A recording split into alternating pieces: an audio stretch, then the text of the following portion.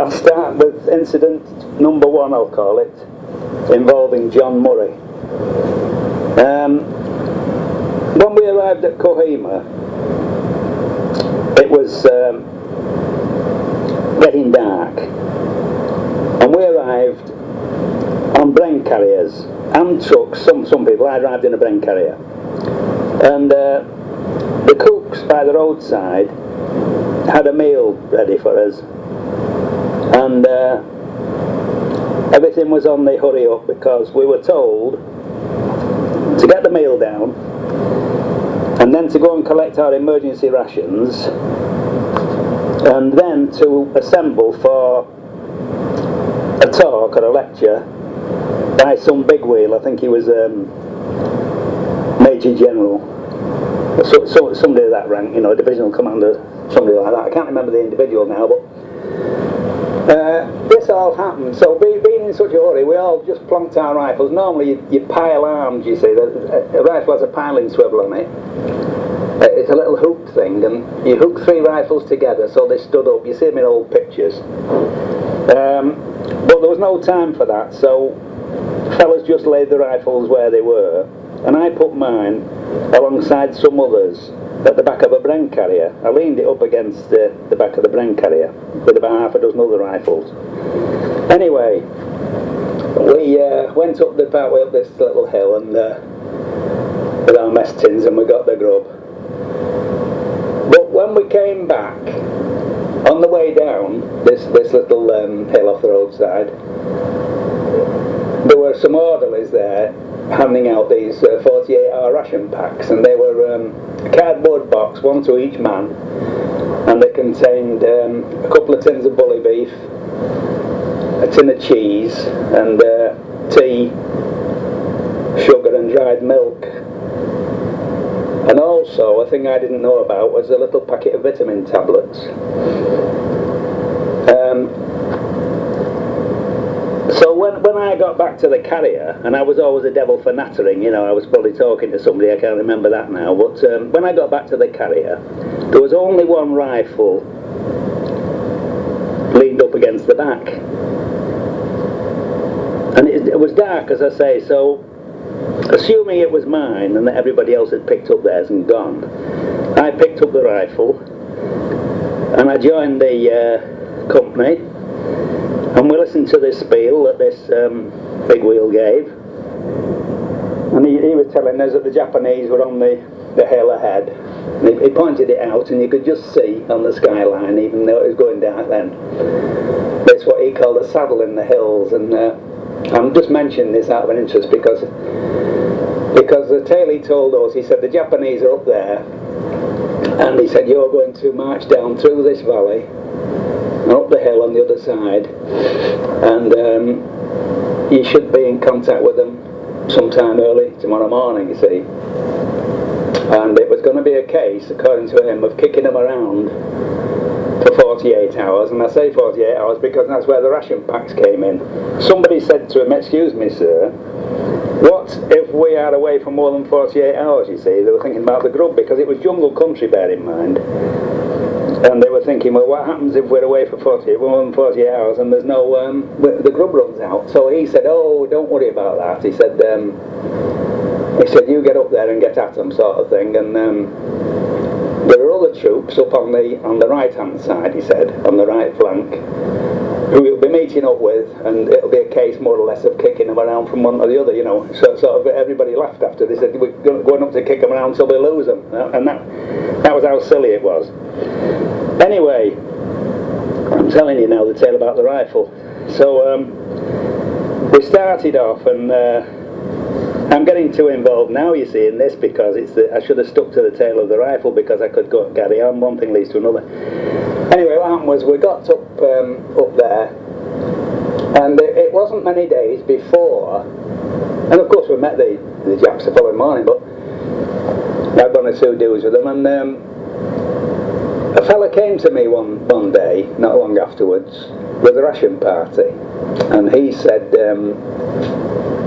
John Murray at the base is playing hell with you because he says you've got his rifle, you took his rifle.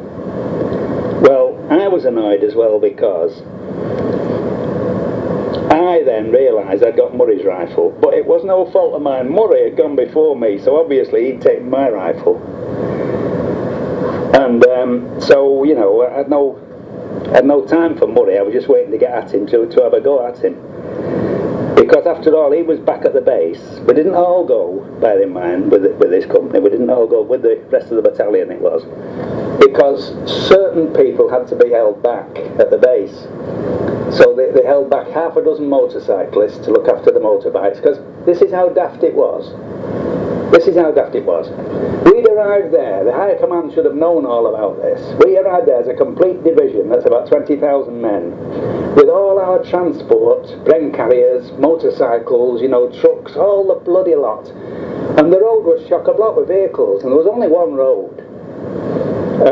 All the rest were tracks. When you went on, there was a big valley on one side and the hills on the other side. So this is just to put you in the picture of the situation. So, as I say, this fella came up from the base and told me about Murray. And periodically, what annoyed me was, no matter where I'd been and what sort of trouble I was in, somebody had come to me and say, "Hey, John Murray at the base is playing hell about you." I said, "How's this?" Again, you know, just to confirm. And they said, "Well, he's playing hell because he says you've got his rifle, you took his rifle." Well, I was getting as bloody mad with Murray. So anyway, to cut a long story short, what happened was that during the course of this campaign, we were on a track one day when some Japanese Zeros fighter aircraft came over, and they were light bombers as well as you know, machine guns. They carried 250-pound bombs, and they machine gun first, and then as soon as the kit swooped down to machine gun, everybody disappeared, you see, off the track.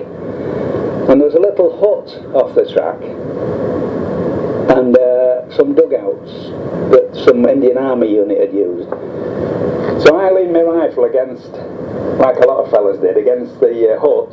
It's a queer thing, this. I've never thought of this coincidence before, about the leaning my rifle against the Bren carrier and then later on against the hut. But there must have been a month or so space of time between these two events. Anyway, the Zeros, after they'd finished the machine gunning, they came down again and started dropping the bombs, you see. Well, when it was all over and they'd cleared off, they emerged from the dugouts, and I went for my rifle, and it was there okay, but it had been hit by a piece of shrapnel or something, a bullet, I don't know what the hell it was. But whatever had hit it had knocked the trigger outside the guard. It was stuck outside, right outside the guard. So I thought, well, that's a bit of a bugger, I can't use it like that. So I went up the hill to the regimental aid post. Well, there were always loads of, you could pick up anything there, because of course all the wounded and the blokes who'd been killed had all the gear there piled up.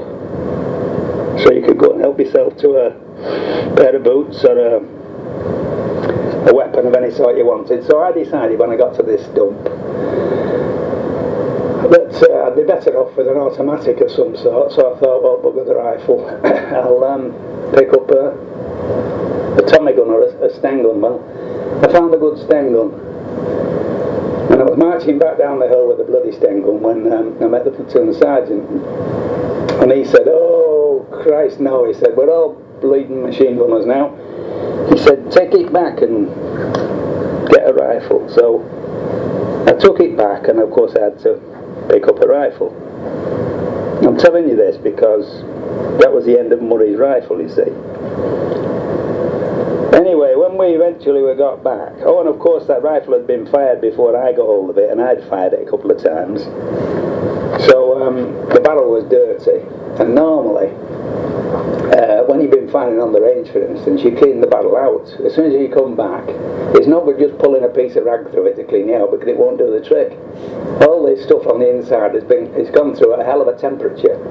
It's like cleaning if you just pull a rag through, it's like trying to clean a saucepan that's been left with the food sticking to the sides the night before, with cold water and a bit of rag, you know what I mean? It's a bloody hopeless task.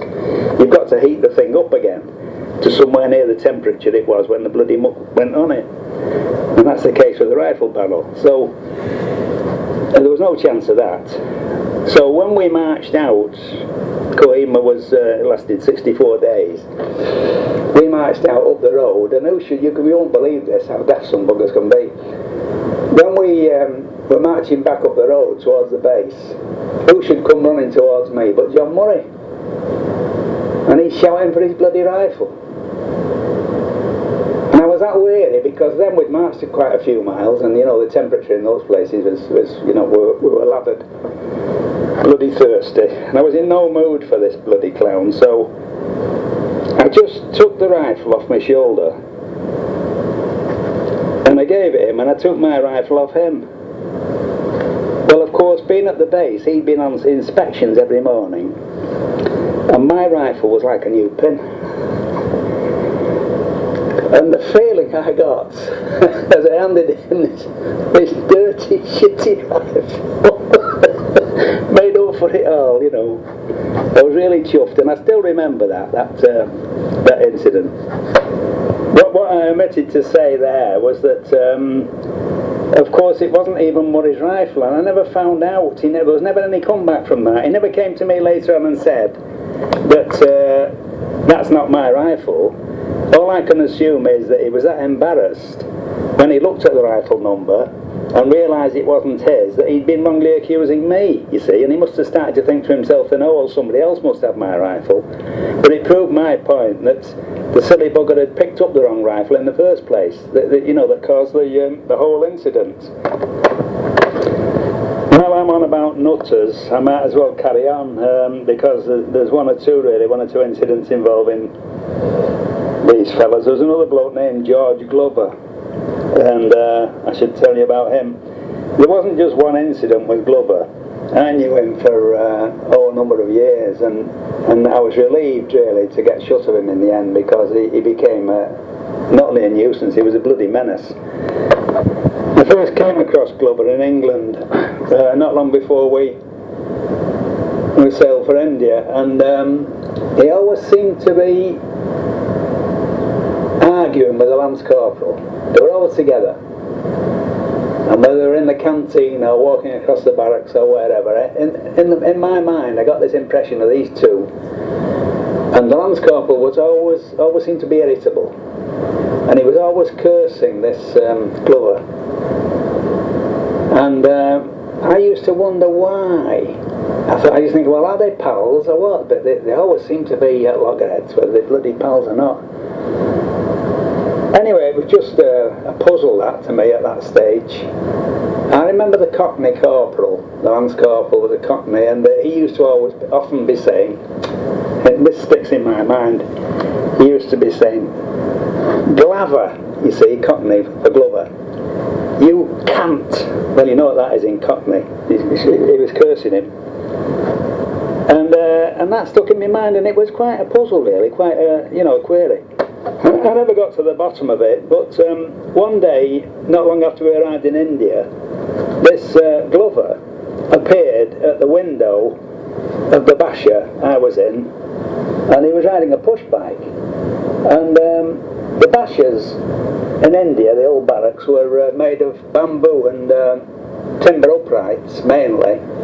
There were no windows as such, there were window openings, and the window was a flap of bamboo matting which you used to pop open with a stick. And the flap was open, of course, and in between the bottom half, from the windowsill down, they were built of brick, but the brick was only built up into a wooden frame.